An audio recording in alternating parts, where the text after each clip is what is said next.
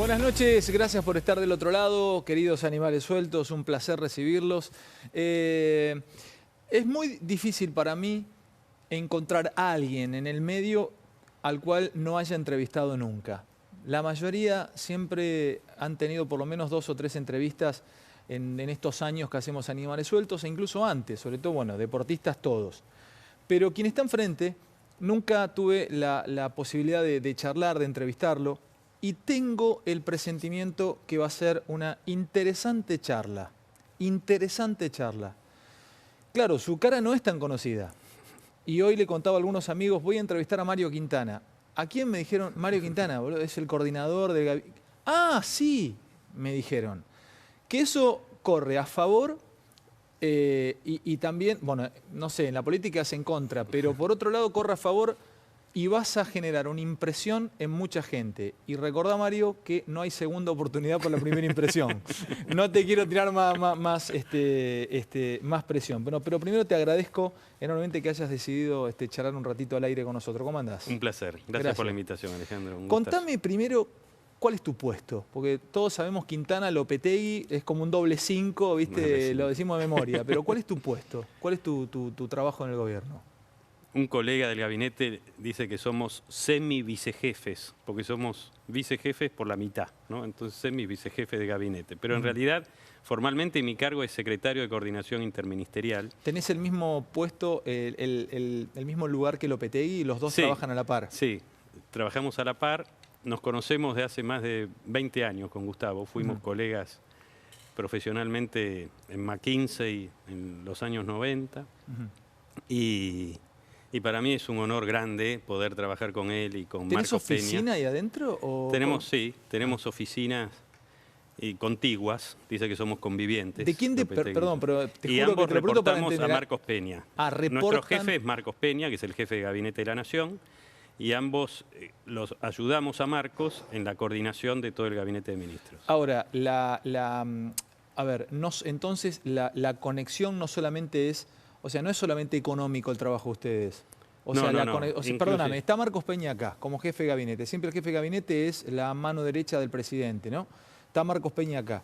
¿Podríamos decir que ustedes dos son conectores con el resto de los ministros? ¿A vos te reporta el ministro de Ciencia y Técnica o te puede reportar el ministro de Deportes? Sí, en realidad debería decir que coordinamos. Reportar no nos reporta nadie. Todos los ministros reportan al presidente. Y desde la jefatura de gabinete intentamos coordinar la acción de gobierno. ¿Es nuevo este puesto? Sí, tanto el puesto de Lopetegui como el mío son posiciones que se crearon ahora con la idea de trabajar muy en equipo, ¿no? En el gobierno anterior no existía este concepto de trabajo en equipo y el día que el presidente Macri nos convoca fue exactamente su pedido. ¿Qué es trabajar en equipo? Porque ahí empiezo, ahora te voy a preguntar de vos y hay muchas cosas que van a aparecer. ¿Pero qué es trabajar en equipo? A ver, la decisión termina siendo de una sola persona. ¿Qué es trabajar en equipo? Mira, el trabajo en equipo es algo que se habla mucho y pocas veces realmente se lleva a la práctica genuinamente. Yo soy un fanático del trabajo en equipo. Para mí, trabajo en equipo es fundamentalmente poder confiar en el otro y decidir juntos. Ahora, la confianza implica, suelo decir, 3 componentes. Primero, confiar en que el otro me dice la verdad. Anda despacio, porque ahí empiezo a sacarte un poco la ficha de cómo laburás vos o cómo pensás. Te les reitero, estamos charlando con Mario Quintana. Es una de las personas que lleva adelante el destino del país. Así que estás escuchando a alguien que toma decisiones todo el tiempo trascendentes en tu vida. A ver, reiterame, trabajo en equipo se compone de 3 cosas para vos. ¿Cuál es la primera? No, digo, para mí es fundamental la confianza y la confianza a su vez requiere 3 elementos. Sí. La primera, que confío en la agenda del otro. El otro me muestra esa agenda, me dice la verdad, ¿no? Confío en la sinceridad del otro. No alcanza con eso. Segundo, tengo que confiar en la idoneidad del otro, de que el otro es capaz de hacer lo que tiene que hacer. Sí. Y el tercero es que confío en el compromiso del otro.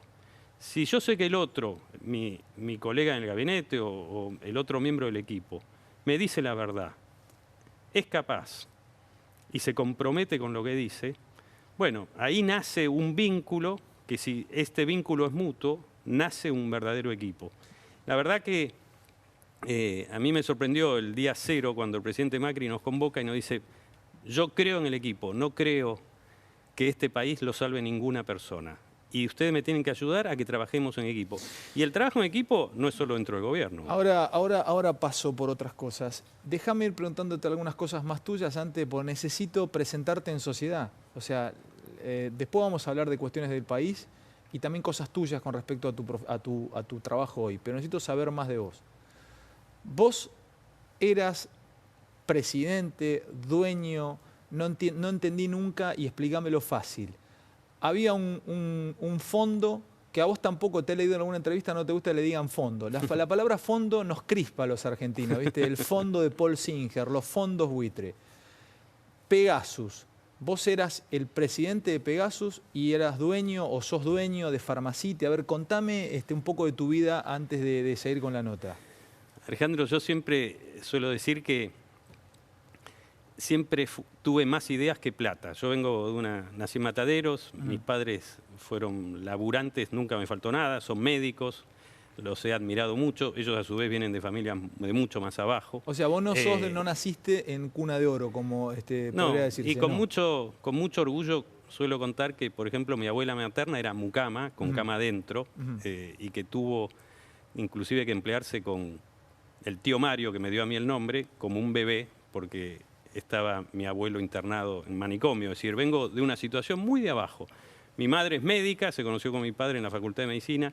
Yo digo que soy fruto de la educación pública argentina, porque ellos progresaron gracias a la Argentina de los años 60, que ayudó desde la educación pública a que gente pobre pudiera llegar a la clase media. ¿Qué estudiaste? Yo estudié economía en la UBA. Bien, y sos de Mataderos. Nací en Mataderos, al tiempo me mudé a Liniers, después viví muchos años por el oeste, capital y Gran Buenos Aires. Ahora vivo en Palermo. ¿Estudiaste afuera? Después tuve la suerte de tener una beca que me permitió hacer un posgrado, un MBA, un máster en Administración de Empresas en Francia. Y ahí descubrí otro mundo. La verdad que para mí es como que se abrió un mundo que yo desconocía.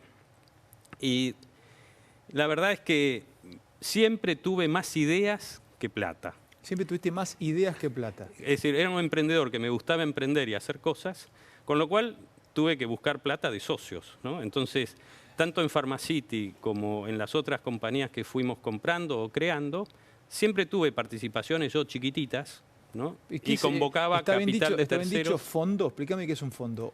No, la verdad es que no está bien dicho fundamentalmente porque lo que nosotros hacemos es hacer inversiones, o hacíamos, debo decir, porque ya no hago más.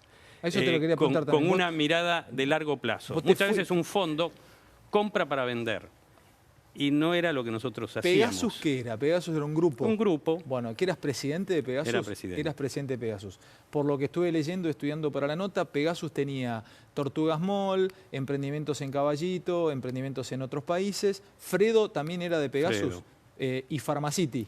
Bueno, sí, Pharmacity, que es una empresa que yo cofundé con otros 3 amigos cuando yo tenía 20 y pico de años. ¿A Pharmacity la crearon ustedes, la creaste vos? Sí, ajá. Con otros 3, éramos 4. Siempre en equipo. ¿El concepto de cadenas de farmacias nace acá con Pharmacity o lo copiaste afuera? No, nada demasiado creativo. Bueno, vimos eso en el mundo. ¿Te fuiste de ahí, Mario? Porque es interesante conocerte. Estamos charlando con Mario Quintana. Vamos a conocerlo un poco más. Tengo muchas cosas para preguntarte. ¿Te fuiste de ahí cuando entras al gobierno? Porque, a ver, me salen un montón de cosas antes. En Argentina, ser rico, no sé si llamarlo está mal visto, pero no tiene buena fama generalmente el rico. Yo no sé si en otros países la persona rica es un poco más querida, pero acá es rico, de alguna andás a saber a cuántos garcó para tener la que tiene, vienen de otro lugar, no tienen sensibilidad. Estos CEO que trajo Mauricio, olvídate, estos tipos lo único que quieren es cerrar números. Esto no les importa nada, vos lo decía también Máximo y Cristina, decían cuando ustedes llegaron, nosotros cerramos la economía, cerramos pero con la gente adentro, cerramos los números con la gente adentro. La sensación de ustedes era que eran gente sin alma, o sea, CEOs, jefes, el tipo que lo ves caminar y decís, empezás a trabajar cuando estás en la empresa, que debe haber mucho empleado del otro lado. Entonces, contame de eso también. ¿Qué hiciste? A ver, contame cómo son ustedes. Bueno, en primer lugar, me gustaría hacer una reflexión sobre esta mirada que en la sociedad argentina hay una mala opinión de los ricos. Te agradezco que me la permitas decir, porque por ahí otro le cae mal, pero vos sabés que es así. Es que es así y lamentablemente creo que es justificada. A ver eso. Yo creo que hay países donde ha funcionado un sistema más virtuoso, que los que han construido fortunas es porque han generado mucho valor social. Los que han construido fortunas en otros países... los ricos, porque no sé, se han creado empresas como Microsoft o han creado inventos como la computadora Apple. Y decir, bueno, estos han generado mucho valor social y han tenido un éxito económico por el valor social que han generado. ¿Y acá? Hay sistemas donde yo creo que las reglas de juego han sido más perversas, donde no necesariamente los que han generado fortunas han generado valor social. Entonces se rompe una sintonía que hace que la gente crea que si sos rico no es porque has hecho muy bien las cosas, sino porque has tenido alguna ventaja en algún lugar. Lamentablemente, creo que esa visión que se instaló en la sociedad argentina responde a una realidad. Y esa es la realidad que tenemos que cambiar, ¿no? Ahora, es interesante, me corres para adelante. O sea, no te me pones a la defensiva. O sea, te haces cargo que esa fama de... Pensá que hay gente viéndote en toda la República Argentina, de todas las clases sociales, gente del interior, gente de capital. Y, o sea, eso es lo que hay que cambiar. No, yo creo que hay muchos emprendedores, ¿no? Me vienen, por ejemplo, los nombres de los que crearon la empresa Globant, los que crearon Mercado Libre. Muchísima gente que ha amasado riqueza y que ha generado mucho valor social, que ha generado empleo. Yo con cierta satisfacción suelo decir que entre Pharmacity y las otras empresas del grupo hemos generado 8.000 puestos de trabajo en blanco. Es decir, para mí eso es generar valor social. El tema es que vos llegás, suponte, ¿no? Vos, Lopetegui venía también de lo privado, otros venían de la política, pero yo sé además que vos tenés una especial sensibilidad por lo social y te interesa. Ahora, una noche discutíamos con el Turco Asís acá en el gabinete de ministros que ficticiamente armamos en Animales Sueltos. ¿Cómo creer? Explícamelo. A ver, ¿qué te motiva a vos, Mario Quintana?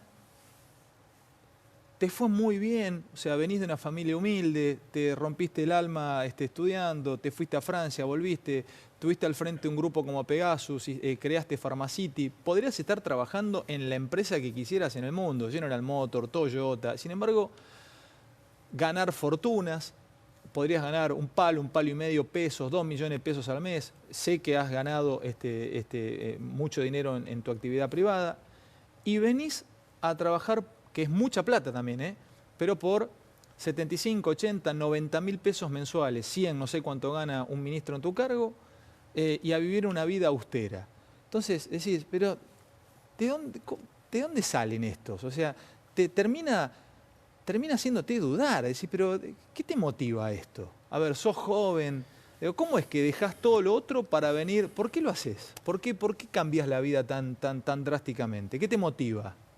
A ver, en primer lugar quiero decir que yo estoy muy agradecido por esta oportunidad. Agradecido con el presidente Macri, agradecido con Marcos Peña y con la Argentina, ¿no? Con esta Argentina que de mi abuela Mucama me permitió crecer a mí, a mi familia. Soy un gran agradecido con nuestro país. Lo que me motiva, me gustaría que no haya en nuestro país 14 millones de gente pobre. Hay 14 millones de pobres, hay muchos emprendedores que no consiguen capital. Yo quiero cambiar un sistema donde los que generan valor social sean los exitosos. Andá despacio. Vos querés cambiar un sistema. Vos entrás, o sea, lo que te motoriza a vos, Mario, es eso. O sea, vos entraste, vos querés irte en algún momento habiendo cambiado qué valores desde adentro. Bueno, tantos, pero en primer lugar, que sea un Estado al servicio de la gente. Primero de los más vulnerables y después de todos los argentinos. Yo, como ex emprendedor o ex empresario, valoro mucho que la gente talentosa tenga oportunidades. Yo creo que, lamentablemente, en las últimas décadas en Argentina, mucha gente talentosa no tuvo las oportunidades que merece, ¿no? Y en todos los niveles sociales, lo digo.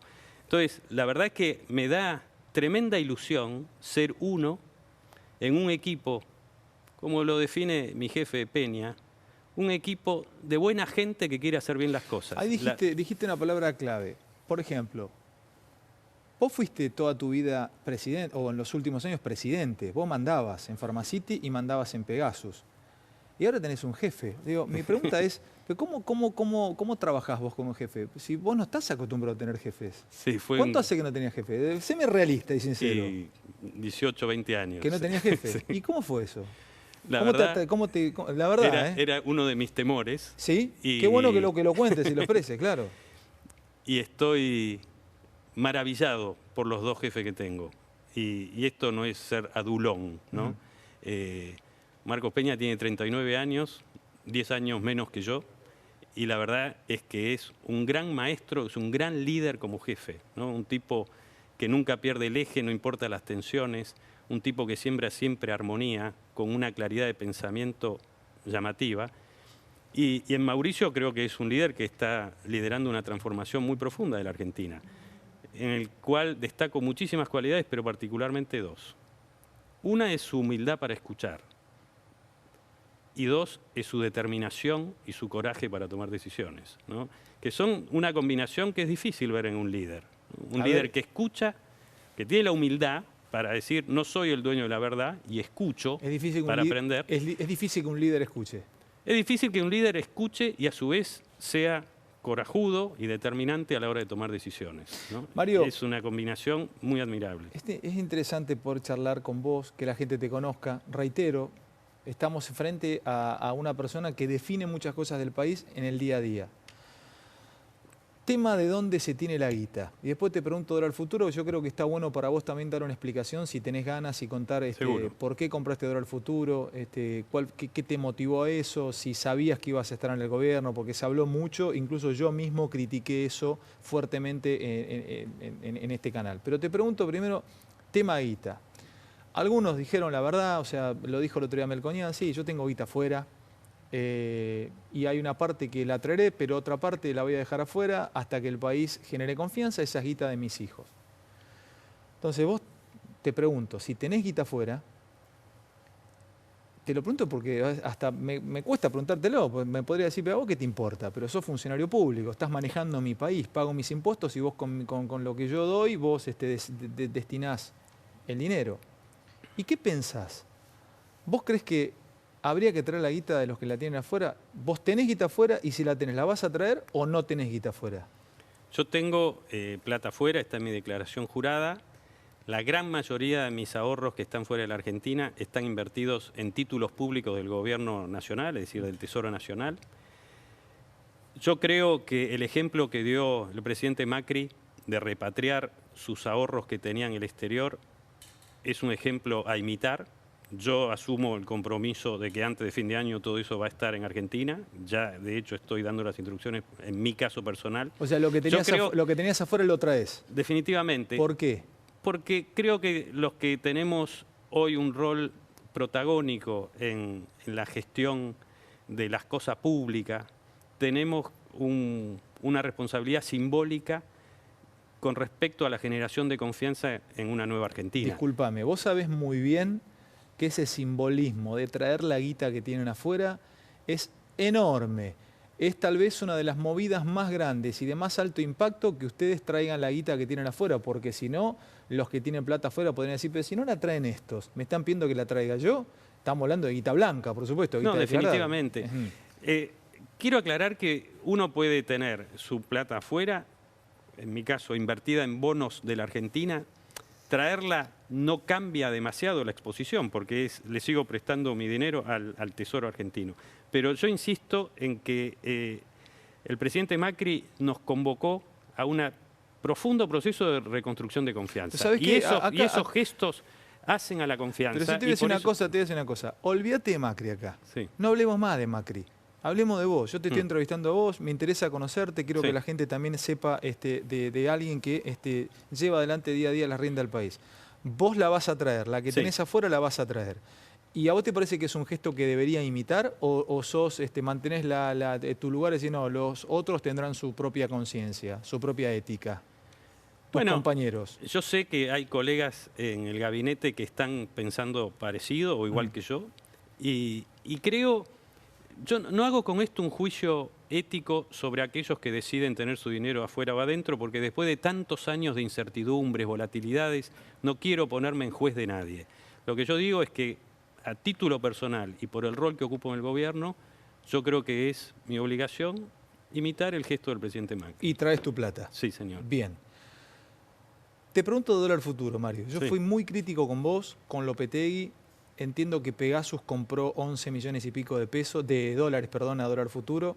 Y eso le cuesta dinero a mi país, a mi estado, a mi Argentina.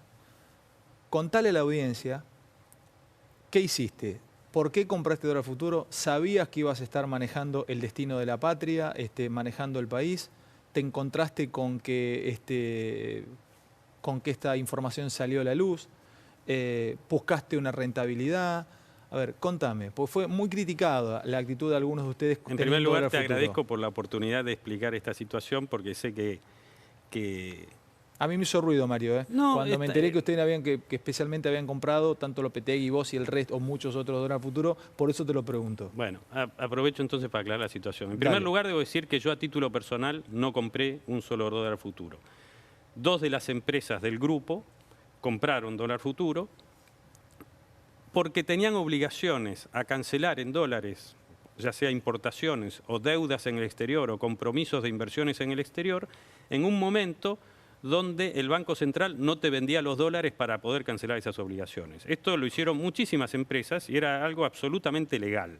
En el momento que esto ocurrió en el caso de nuestras empresas, fue antes de las elecciones, antes inclusive de la primera ronda, con lo cual yo no tenía ninguna idea de ser funcionario público y menos de asumir las responsabilidades con las que después me honraron. Con lo cual en ese momento era un empresario más cubriendo obligaciones de las empresas. Vos estabas en tu trabajo y sí. Y además, en el caso específico de estas inversiones, no hubo ninguna movida especulativa, era sencillamente cubrir pasivos en dólares al exterior que no se podían satisfacer de otra manera porque el Banco Central estaba retaseando dólares dada la escasez de divisa que se sufría en ese tiempo. Punto 1. Punto 2. Y esto es lo más importante. Ninguna decisión de este gobierno fue hecha en consideración de situaciones personales que yo o cualquier otro de mis colegas en el gabinete podía haber tenido.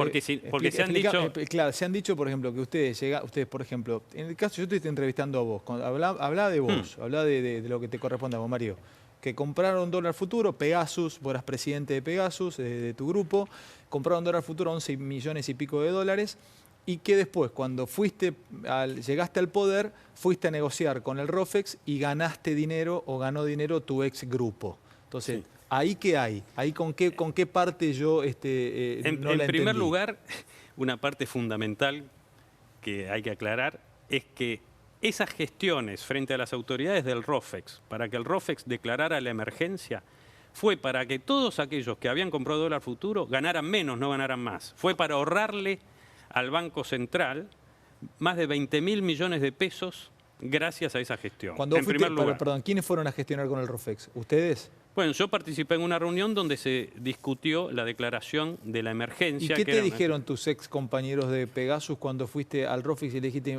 esto? No, porque claro... No, mis ex compañeros de Pegasus que me conocen no me dijeron nada, pero muchos otros colegas que habían comprado... ¿Te putearon? Sí, se volvieron locos. ¿Qué están haciendo?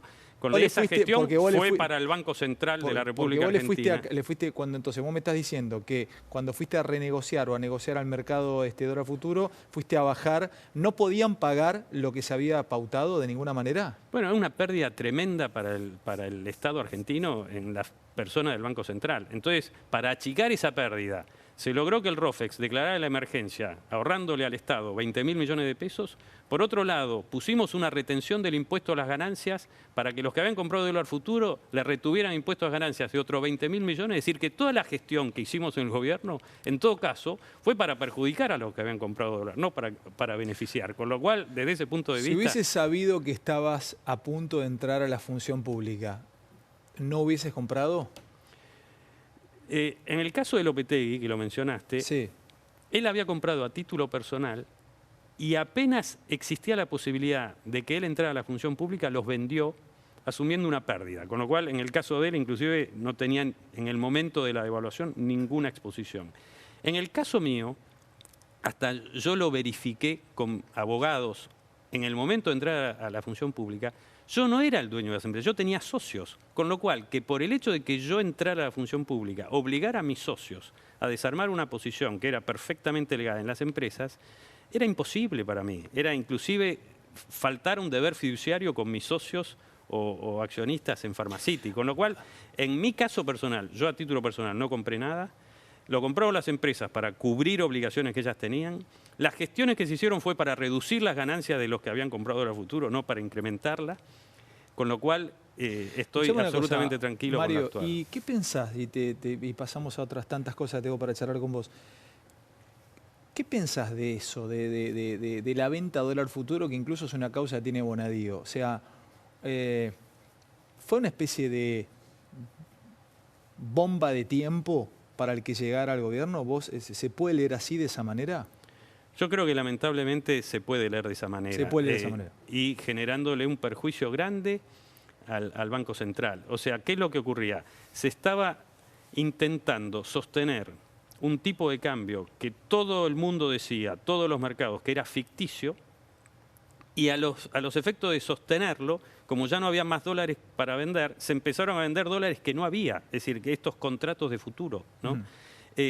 Claro, las empresas, como yo explicaba antes, que tenían obligaciones de futuro, no le quedaba otra que acudir acá, pero también lo mismo se vendían viajes a Miami a 9 pesos a pagar en 18 cuotas.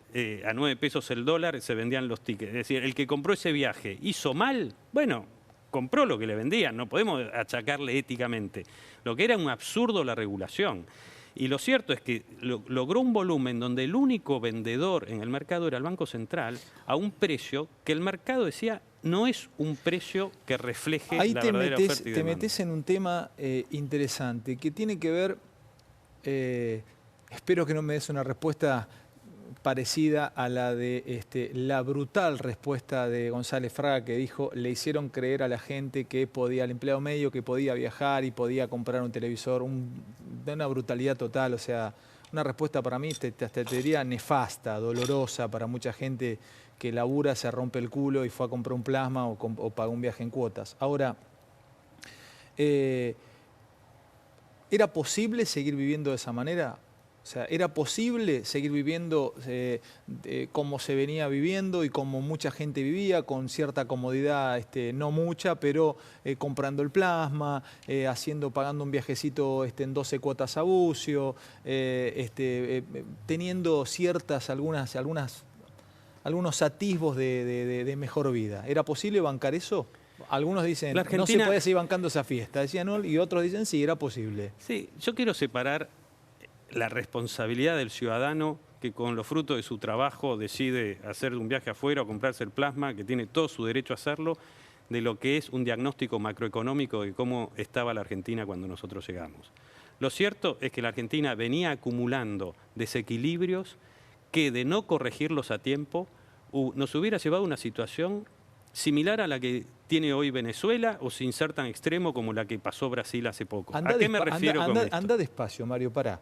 ¿Realmente íbamos camino a terminar muy mal si seguíamos así? Definitivamente, definitivamente. Nosotros llevábamos 4 años de estancamiento, o sea, de no crecimiento de la economía, con un déficit fiscal creciente, con una inflación creciente, tuvimos 700% de inflación en los últimos 10 años, y con una situación de desequilibrio en el mercado cambiario, que estaba todo atado, ¿no? Con 5 tipos de cambio, regulaciones, dólar futuro. Lo cierto es que veníamos con un Estado que se había quedado sin crédito, en default, ¿no?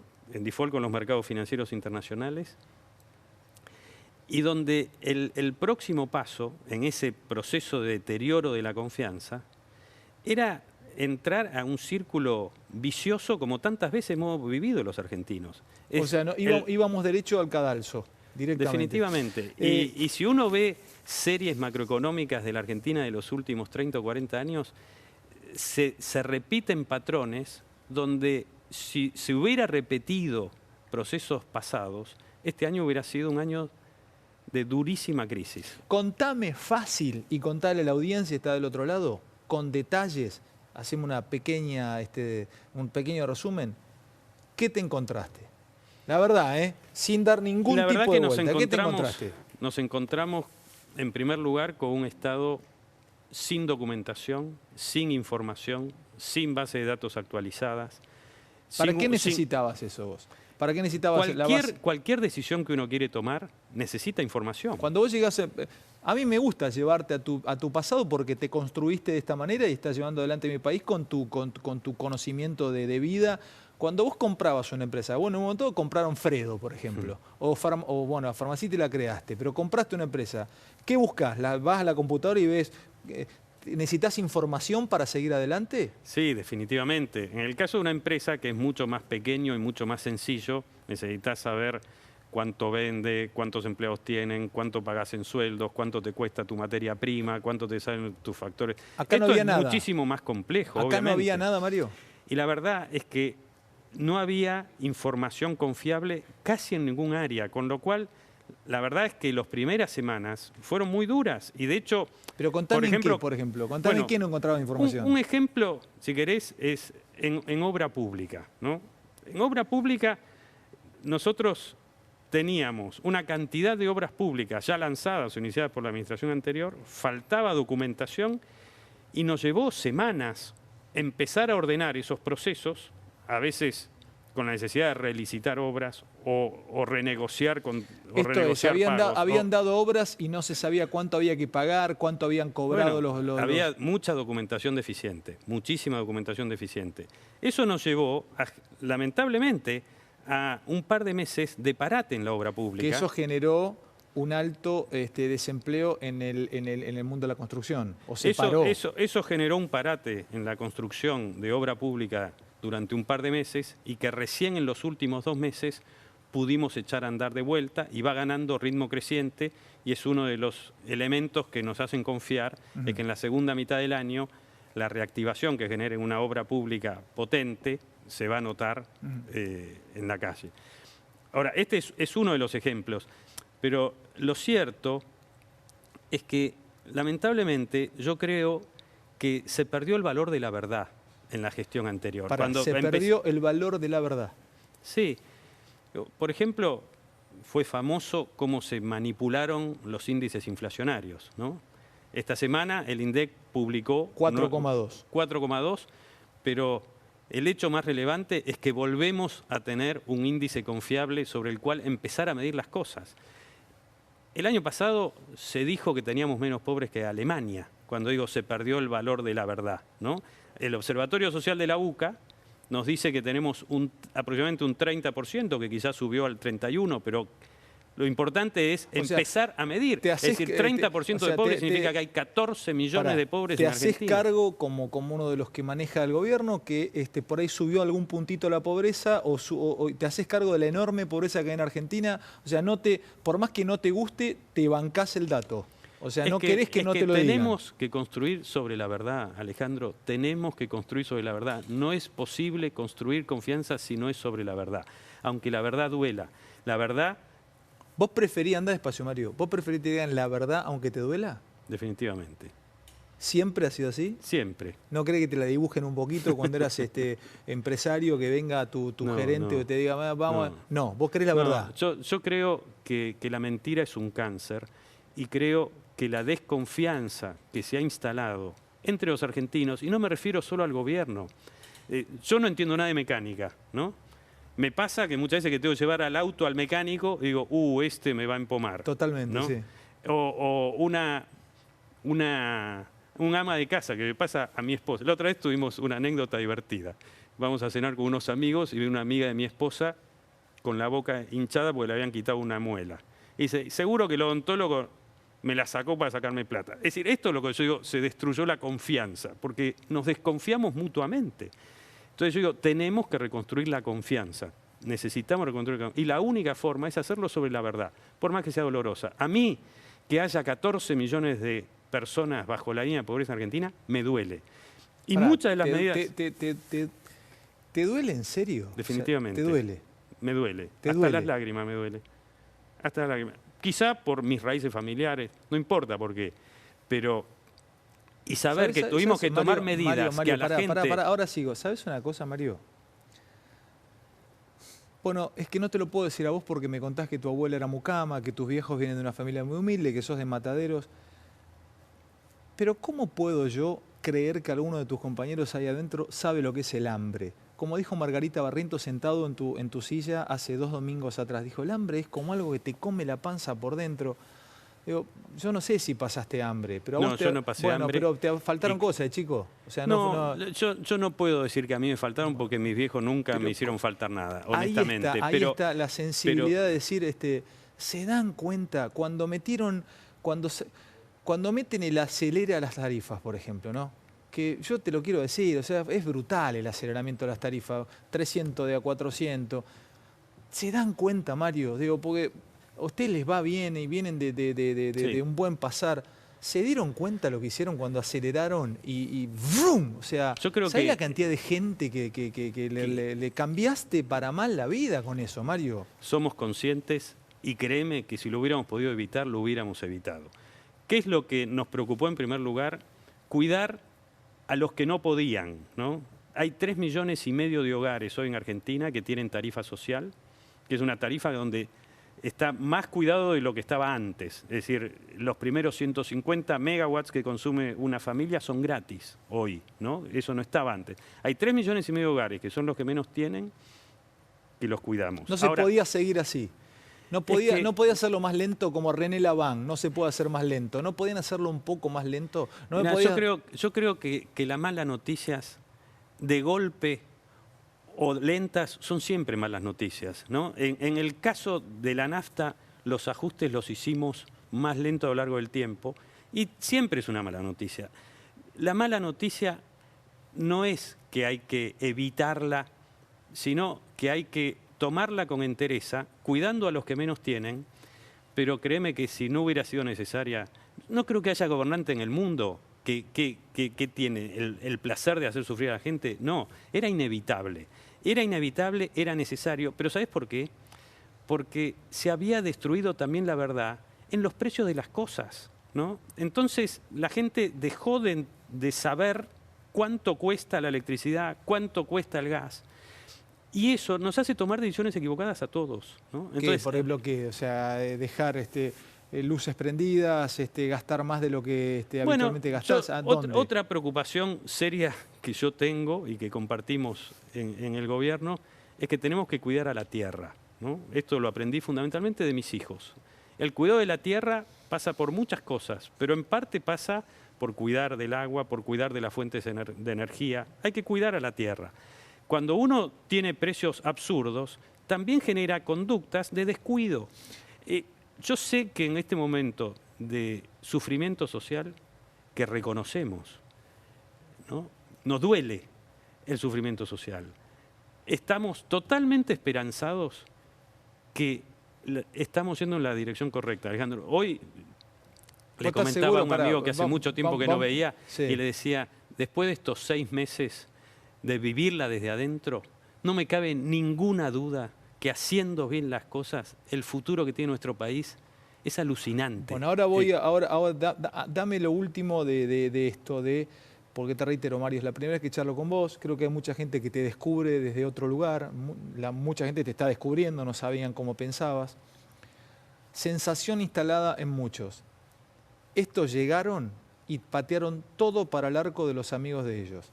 Le sacaron retenciones a las mineras, ayudaron al campo, cuando un centro a los que menos tienen, a las clases medias empobrecidas. O sea, no tiraron un centro solamente a los amigos de ellos, a los empresarios, los tipos que se juntan en el Jockey Club, a los amigos.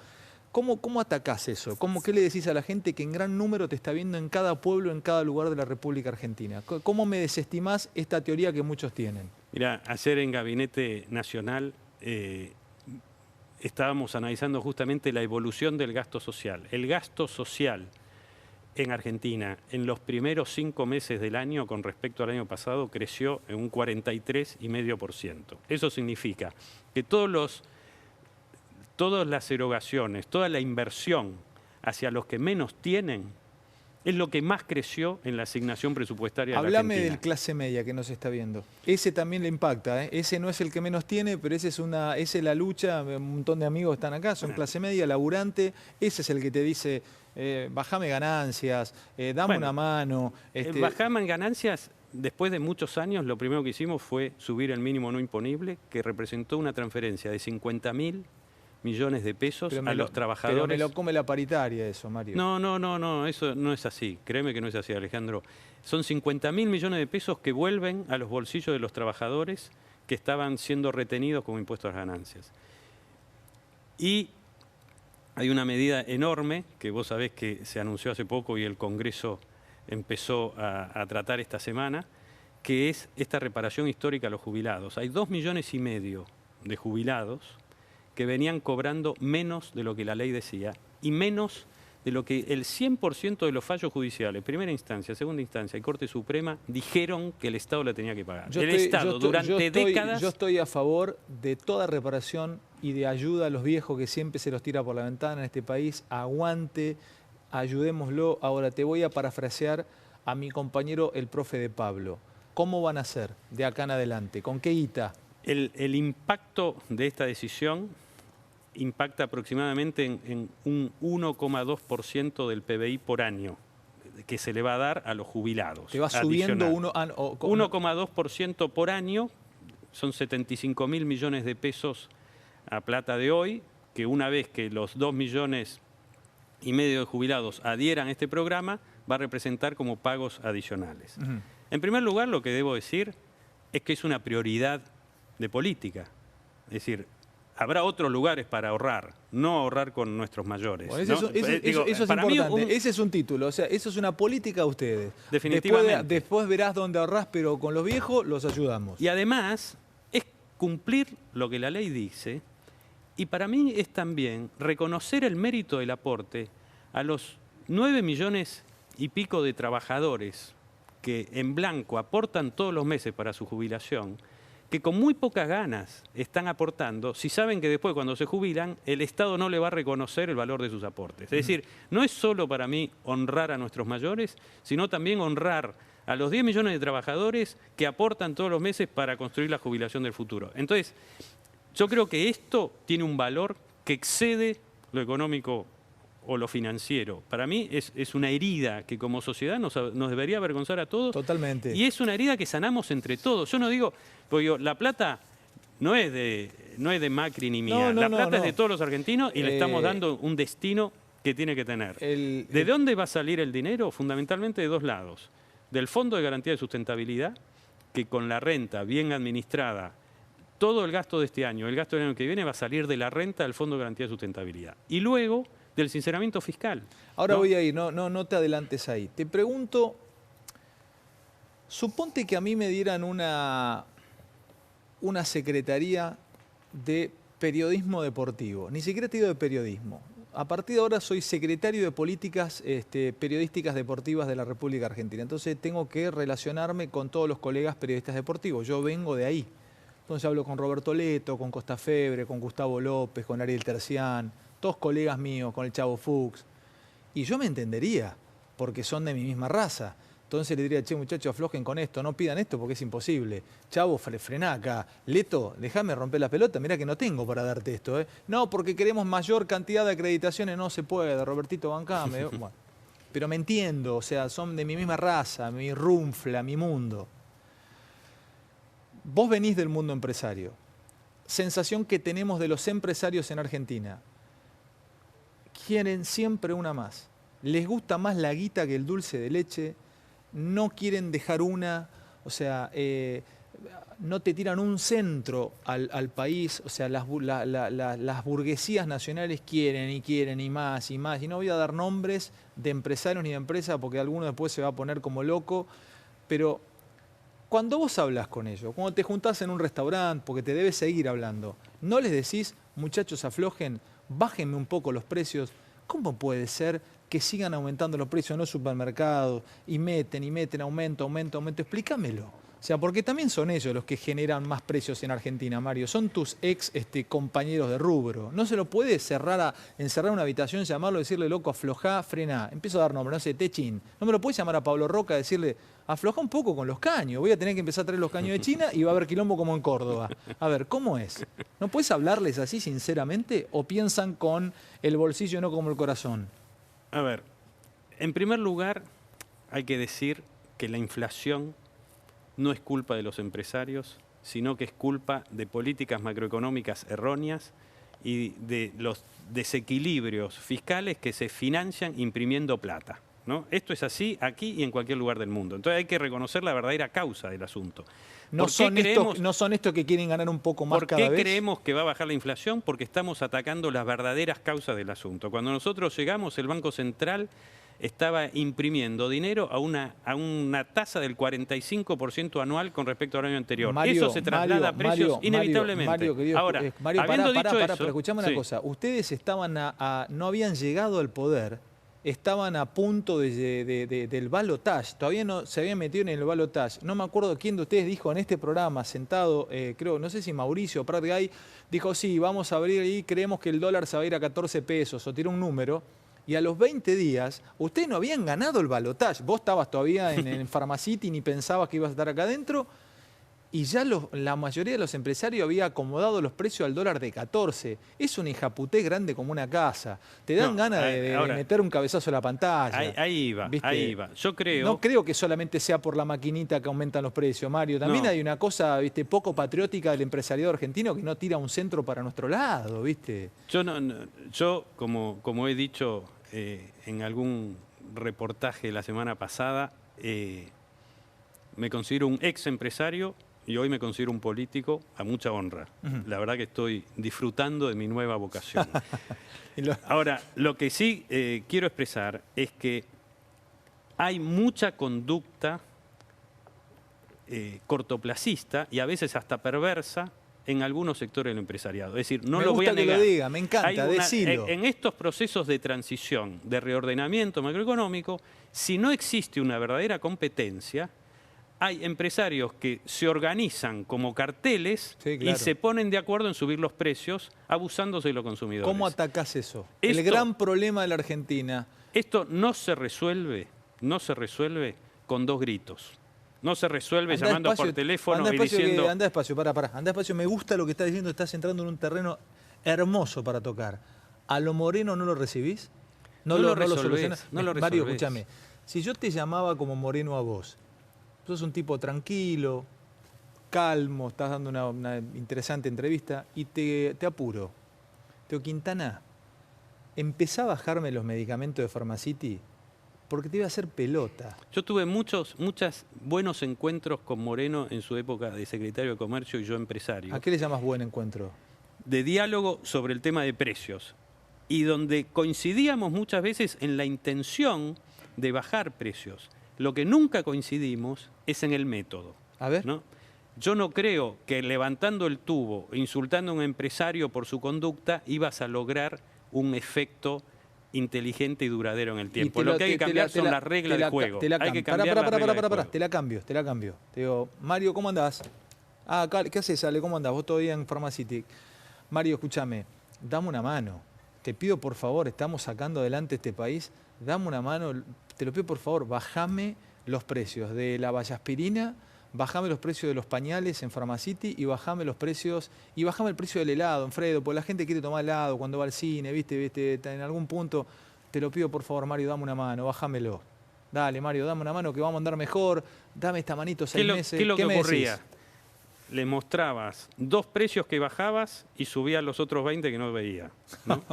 Digo, esto es lo que ocurrió y por eso la inflación seguía subiendo y por eso llegamos al 700% de inflación en los últimos 10 años. Entonces, ¿cómo la bajás? La inflación se baja resolviendo las causas macroeconómicas, como decíamos antes, y las conductas empresarias se resuelven haciéndolos competir y castigando a los que no compiten. Si vos llegás a hacerlos competir en Argentina, tus ex colegas, yo te entrego una medalla. El día que vos puedas destruir los oligopolios en Argentina, que son, en realidad, si fuesen oligopolios, más de 5 en cada rubro, te la tomo porque están compitiendo. Acá en realidad son duopolios. El presidente Teddy Roosevelt, que había sido empresario antes de ser presidente en Estados Unidos, fue famoso por romperle el espinazo a los grandes monopolios, oligopolios en Estados Unidos. Yo estoy convencido que el rol del presidente Macri va a ser hacer competir al empresariado nacional. No va a ser de un día para el otro, durísimo, va a llevar tiempo. Durísimo, va a llevar tiempo, pero es definitivamente una necesidad si queremos construir un país grande. Necesitamos aumentar la productividad. Si vos llegás a hacer competir a Techin en el acero en Argentina, a Ternium y en el acero en Argentina, yo creo que estás para grabar un disco con Quincy Jones en Estados Unidos. Olvídate, es imposible. No vas a poder nunca. Jamás. Te lo digo mirándote a los ojos. No tenés ninguna posibilidad. Mírame, no tenés posibilidades. Vamos a poder. Tenés que cambiar 100 años de historia argentina. Bueno, no va a ser de un día para el otro, pero ahí vamos. Y construir mecanismos para asegurar la competencia y la defensa del consumidor es de las cosas más importantes. Yo suelo poner este ejemplo, mirá. Y ya a fin de año decía, poner a la Argentina de vuelta de moda en los mercados financieros internacionales, que parecía un imposible, no era la parte más difícil. Y ya lo hemos logrado. Nos han ofrecido 70.000 millones de dólares en la última colocación de bono que hizo el ministro Pagay y el secretario de Finanzas Caputo en el mes de abril. Increíble, ¿no? Veníamos de un default y nos ofrecen eso, la colocación más importante de mercados emergentes en la historia del mundo. Pero esas modas vienen y se van. Y tenemos que aprender de Brasil. Brasil estuvo de moda años y no hizo toda la tarea que tenía que hacer para realmente construir un sistema mucho más productivo, más competitivo, más eficiente.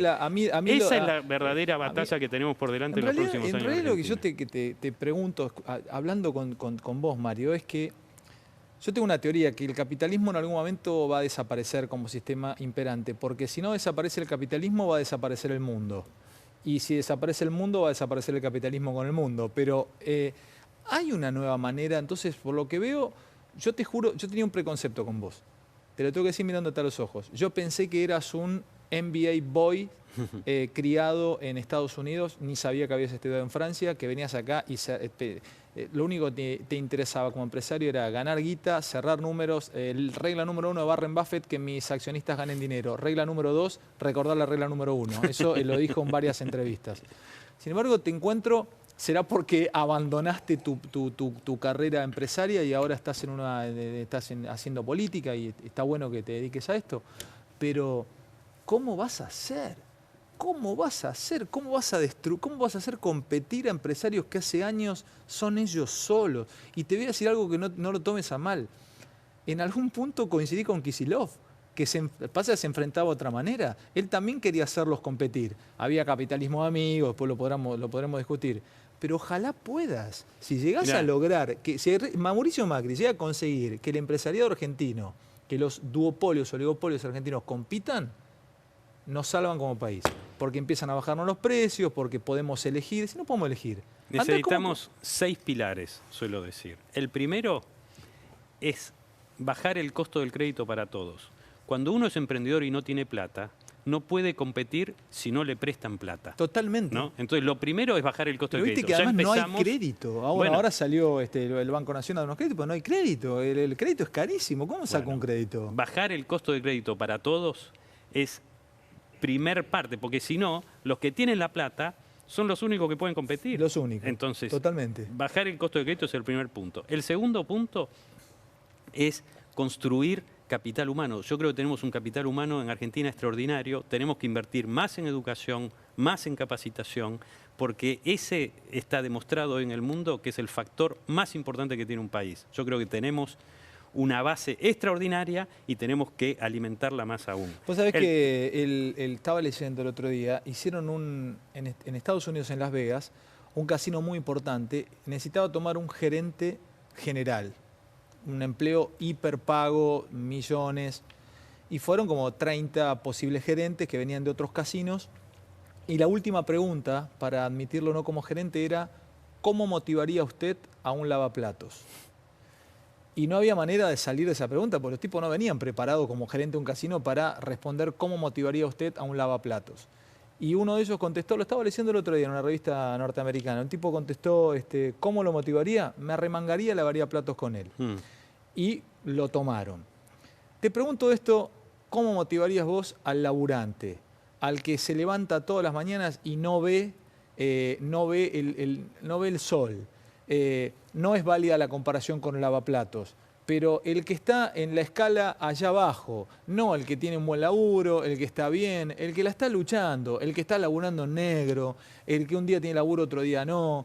¿Cómo los motivas, Mario? ¿Qué le decís a ese tipo que yo quiero que ese tipo salga adelante, que tenga una casa, que tenga un auto, que le dé estudio a los hijos? ¿Cómo los motivas? Ese que no sabe de la existencia de la lona, no que está en la lona, que está buscando la lona. ¿Cómo me lo motivás? Que te está viendo, ¿eh? Cuando yo estaba en Pharmacity y hablaba mucho con los equipos y con los jóvenes de los centros de distribución y los cajeros, me gustaba comentar esto. Hay una tribu, me gusta mucho estudiar las culturas aborígenes. Hay una tribu, que es la tribu Zulú en África, que se saluda diciendo, el que llega le dice, te veo. Y el otro le contesta, acá estoy. Con una mente canchera de Occidente, decir, oh, qué estúpido, sí, estás acá, te veo, y decir, acá estoy, ¿qué me está diciendo esto?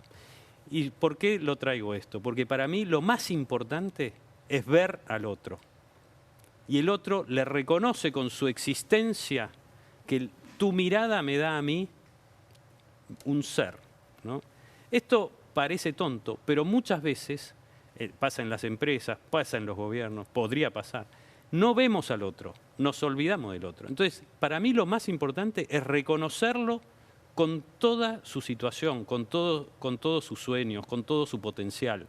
El te veo es, yo te reconozco a vos como persona y te reconozco a vos con todos tus derechos de llevar a cabo tus sueños, ¿no? A mí nada me motiva más como gobierno que posibilitar un país donde cada uno pueda llevar a cabo sus sueños, reconociendo donde cada uno está, viéndolo, ¿no? El verlo, el detenerse a verlo. No me olvidé de vos. Acá nadie se olvida, no nos queremos olvidar de nadie. Queremos construir un país para todos, un puente para todos. Y este reconocimiento de que cada uno vale por lo que es y no por el rol circunstancial que ocupa. Todos nosotros estamos acá de paso. Nosotros en el gobierno estamos de paso. No somos poderosos para siempre. Estamos de paso. Y mientras estemos reconocer al otro y brindarle las oportunidades para que lleve a cabo sus sueños. Déjame 2 o 3 más para cerrar. Llevamos casi una hora charlando. La verdad que estuvo bueno conocerte y hablaste de todo lo que había que hablar. Contame cómo sos vos en el fracaso. Te reitero, Mario Quintana es quien es, él podrá decir que no, pero es de quienes maneja el día a día en la coordinación del país. Entonces yo necesito saber cómo te fue a vos cuando te pegaste el palo. ¿Te pegaste el palo alguna vez empresarialmente? ¿Fracasaste alguna vez? ¿Cómo te fue? Contame el momento del fracaso tuyo. No me cuentes la que te fue bien, porque te fue bien muy en los últimos años. Fuiste un tipo exitoso, Pharmacity, Pegasus. Contame. ¿Te pegaste el palo? Yo creo que tuve más fracasos que éxitos. Lo que pasa es que se ven menos, ¿no? Pero tuve un socio a quien quiero mucho, un socio de origen chino, se llama Chu, que ahora es profesor en Harvard, que él me decía siempre, lo más valioso que uno acumula son las cicatrices. Anda despacio, que me gustó esa frase. ¿Qué te decía? Lo más valioso que uno acumula son las cicatrices, porque es lo que te duele y te ayuda a aprender, ¿no? Es decir, yo he tenido muchísimos fracasos en mi vida profesional, muchísimos. Y suelo decir que lo lindo es volver a elegir el fracaso, reconociendo lo que uno aprende en ese proceso, ¿no? Y una de las cosas que mejor aprende es que uno se equivoca, ¿no? Aprender a que uno se equivoca y donde te duele, porque no es un fracaso así nomás. Para mí es una de las experiencias muy valiosas de la vida. Escuchame una cosa, inflación. Te lo tengo que decir, hasta ahora ha sido un fracaso. O sea, hasta ahora llegaron a meter un mes de 5 puntos y pico. El INDEC dio el miércoles 4,2. Es alta, la inflación acumulada es alta. Ahora también me dicen, septiembre baja, y lo decía el otro día, no me acuerdo qué economista aquí, también el propio Feynman, que tenía datos, que iba a bajar abajo de, iba a estar en un punto y pico, 2. ¿Es real eso? ¿Es el número que ustedes tienen, que va a bajar tan abruptamente que vamos a cerrar un año de 30 y pico? Definitivamente nosotros vemos la inflación debajo del 2 a partir ya del comienzo del segundo semestre y llegando a fin de año más cerca de 1,5. cuando decimos que la inflación fue un fracaso, definitivamente sabemos que está doliendo en el bolsillo de la gente. Ahora, si no hacíamos el reordenamiento de precios relativos que implicó los ajustes tarifarios, el sinceramiento del tipo de cambio y demás, no íbamos a poder empezar a crecer. Con lo cual, hicimos lo mejor que se podía y sobre todo hoy con un plan fiscal, cambiario y monetario coherentes para asegurar que la inflación de acá a 6 meses empieza a estar bajo control. Esto es una batalla que va a durar tiempo. Para llevar la inflación al 5% anual, que es el objetivo, nos va a llevar 3 años. Pero para llevarla al 1,5% mensual, a fin de año estamos ahí. No te pregunté el tema de la semana, ahora te lo voy a preguntar antes de irnos y después también te voy a preguntar sobre cómo laburaste vos todo el tiempo ante un problema, si con análisis o con intuición y cómo se definen las cosas, que te ha cambiado. Pero te quiero preguntar de José López y esa pornografía que vimos el otro día y también quiero que cierres porque sería interesante escucharte. Vamos a ir con eso. ¿Qué crees que habría que hacer? Lo dijiste, traer la plata de afuera. Por ejemplo, ¿le creíste a Macri con el tema de los Panama Papers? ¿La explicación que dio? Sí, le creí, definitivamente le creí. Le creí y le creo al presidente Macri porque, primero porque sé que dice la verdad y además porque entiendo que viniendo de una familia empresaria que en los años 80 podía haber tenido vehículos, lo que él hizo fue transparentar toda su posición y jugar con todas las cartas arriba de la mesa. Yo sé, Alejandro, que mencionaste recién a López. La sociedad argentina viene muy golpeada por la gente que ha tenido responsabilidades en el Estado y ha traicionado la confianza. A mí me emociona y me genera una tremenda responsabilidad saber que hoy confían en nosotros. De mi lado y de todo el equipo de gobierno vamos a hacer lo imposible por no defraudar esa confianza. Vamos a dar todo lo que podemos. Para mí es una carga tremenda de responsabilidad. No, ahora, particularmente, ¿sabés por qué me duele mucho el bochorno que a todos nos duele? Porque esto convive con 14 millones de pobres. Convive con gente que no tiene un hospital digno, con gente que no tiene cloacas, con gente... Y después de 12 años de gobierno, no haber podido resolver esa pobreza y a su vez ver estos gestos de obscenidad, a todos nos revuelve las tripas. Un minuto de corte y ya venimos. Mario, tenemos 50 segundos para despedirnos. Te estoy hablando de un país a 2 años, porque estamos hablando todo a 6 meses. ¿Qué país vamos a tener a 2 años? Sin duda, un país encaminado al crecimiento y a un crecimiento inclusivo con lugar para todos. Un país que ya ha domado al potro de la inflación, que está en un camino de confianza y espero un país donde reine mucha mayor armonía y no tanto enfrentamiento entre las distintas miradas que uno pueda tener sobre la realidad. Gracias por todo, Mario Quintana. Una extensa charla, interesante charla, creo, para conocerlo un poco más, porque ellos son quienes llevan adelante el día a día de la República Argentina. Descansen, arrancamos la semana, feriado mañana, pero igual con todo, chau.